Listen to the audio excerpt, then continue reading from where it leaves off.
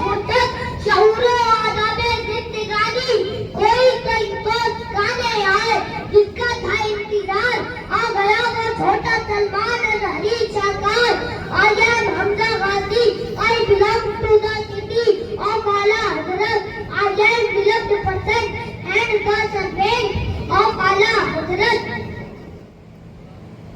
वादी रजा की को है माला रजा का है जिस शब्द ने तुझे वो इलाका रजा का है आला हजरत को आला हजरत इनमें साइंस ने नहीं बनाया आला हजरत को आला हजरत इनमें सिख ने नहीं बनाया आला हजरत को आला हजरत इनमें रियाजी ने नहीं बनाया आला हजरत को आला हजरत इनमें हदीस ने नहीं बनाया बल्कि आला हजरत को आला हजरत इश्क़े मुस्तफा ने बनाया जान है इश्क़े मुस्तफा रोज फजू करे खुदा जिसको हो दर्द का मजा नादे तबा उठाए तू आला हजरत की बारगाह में एक फकीर आया कब मुझे 10 का नोट दो वरना तुम्हारी हवेली पलट दूंगा वरना तुम्हारा घर पलट दूंगा आला हजरत ने अपने पैर की जूती निकाली और कहा तू पलट आएगा जूती नहीं पलट सकती और इमाम अहमद रजा 14 शव्वाल 1272 हिजरी 14 जून 1856 ईस्वी में तकी अली खां की पीठ से तसर्रुफात की करवटें लेता हुआ बरेली की धरती पर पैदा होने वाला अच्छे रजा प्यारे रजा काबिल रजा आशिक रजा फाजिल रजा सहाबा की रजा अल्लाह की रजा अपने वक्त का इमाम आजम अपने वक्त का इमाम मालिक अपने वक्त का इमाम शाफी जिसके सामने न्यूटन भी प्राइमरी का स्टूडेंट नजर आता कहने लगते हैं खुदा के वास्ते ये जुमला ना बोल ये जुमला तेरा शरीयत के खिलाफ है वो फिर से कहता है दस्ते अदा मैं तुझे वरना तेरा तख्ता पलट दूंगा मेरे इमाम की मां अंदर से आवाज देती है बेटे अहमद रजा फकीरों के मुंह नहीं लगा करते गरीबों के मुंह नहीं लगा करते जितने पैसे मांगते हैं दे दे मेरे इमाम फरमाते हैं मां ये अहमद रजा देने को तो हवेली भी दे देगा मगर नबी की शरीयत का सौदा नहीं करेगा अभी मुस्तफा रजा खान रजी अल्लाह तआला अन्हु आप छटपट रहे होते हैं आपको पैर फिसलते हैं आप जमीन पर गिर पड़ते हैं आपकी वालिदा की चीख निकल जाती है मां फरमाती है बेटे अहमद रजा मैंने कहा था ना फकीरों के मुंह नहीं लगा करते गरीबों के मुंह नहीं लगा करते अभी तुम्हारे लाल तो कुछ हो जाता था तभी मेरी मां फरमाते हैं मां ये तो एक मुस्तफा रजा खान है अगर ऐसा होता तो अहमद रजा उन्हें भी कुर्बान कर देता मगर नबी की शरीयत का सौदा नहीं करता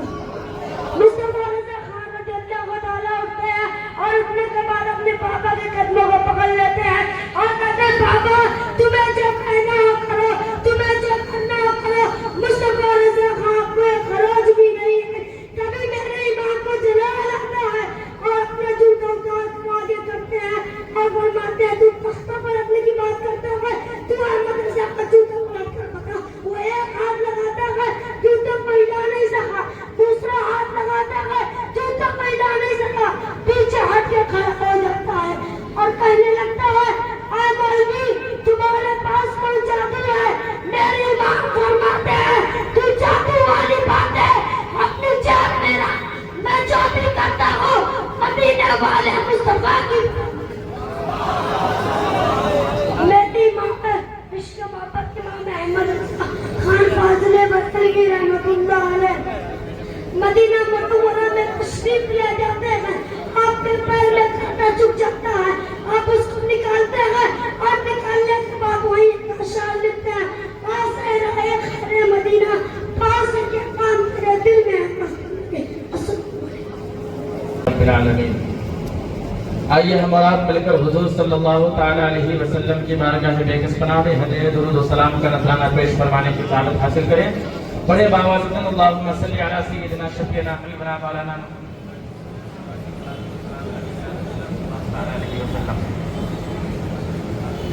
मेरे उस्ताद मोहतरम मुफ्ती जाकिर हुसैन नूरी साहब लिखते हैं کہ سنیوں کے واسطے دین کا یہ پیغام ہے، کہ سنیوں کے واسطے دین کا یہ پیغام ہے، اور دیوں کے بندوں کے لیے آفت و طوفان ہے، اور بالمقابل ہیں اس کے جتنے تراجم، کہ بالمقابل ہیں اس کے جتنے تراجم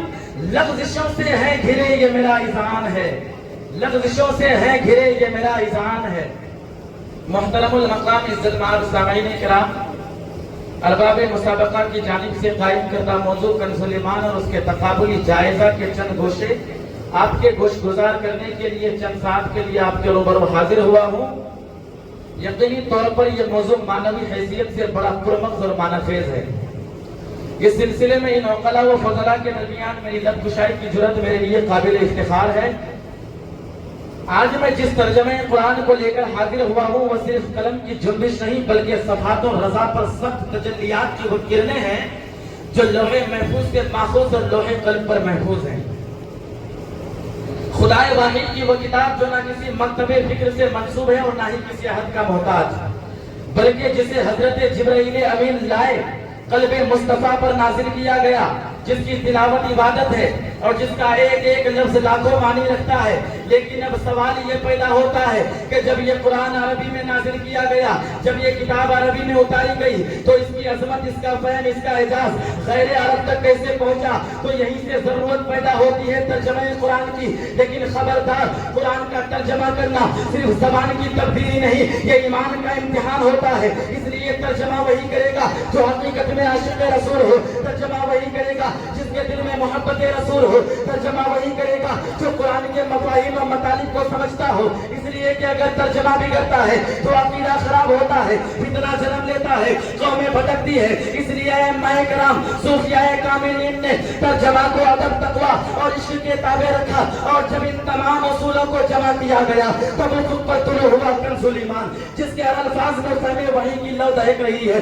جس کے ہر معنی میں صداقت نبوت کی قسمیں چھپی ہوئی ہے، جس کا ہر ایک لفظ قوت الایمان کا گنبد عظمت ہے، جس کا ہر ایک الفاظ سے عرفان توحید کی بجلیاں لپک رہی ہے۔ یہ وہ ترجمہ ہے جو میدان تعویلات میں گھوڑے دوڑانے والے مناطق اور فلاسفہ کو لاجواب کر دیتا ہے۔ یہ وہ ترجمہ ہے جو مدرسہ جامعہ اور عمارت روافظ پر آسمانی آندھی بن کر ٹوٹتا ہے۔ آج میں کسی ایسے ویسے ترجمے کی بات نہیں کر رہا ہوں، میں اس ترجمے کی بات کر رہا ہوں جس نے کفر کے ایوانوں میں زلزلہ پیدا کر دیا، جس نے مغربی مناطق اور فلاسفہ کے غرور کو خاک میں ملا دیا۔ جب دوسرے تفاسیر میں اللہ عرش پر ہے کہ الفاظ نظر آئے تب کنز ایمان کر جا اور کہا کہ اللہ عرش پر استوا فرمایا جیسا اس کی شان کے لائق۔ جب وہ وجدہ کا تو اللہ فردہ کا ترجمہ اشرف علی تھانوی نے کیا تو اس انداز میں کیا کہ جب اللہ نے آپ کو شریعت سے بے خوف پایا تو آپ کو شریعت کا راستہ بتایا۔ لیکن کنز ایمان کا ترجمہ دیکھو، اعلیٰ حضرت کا ترجمہ دیکھو، جب اعلیٰ حضرت نے اس کا ترجمہ کیا تو اس انداز میں کیا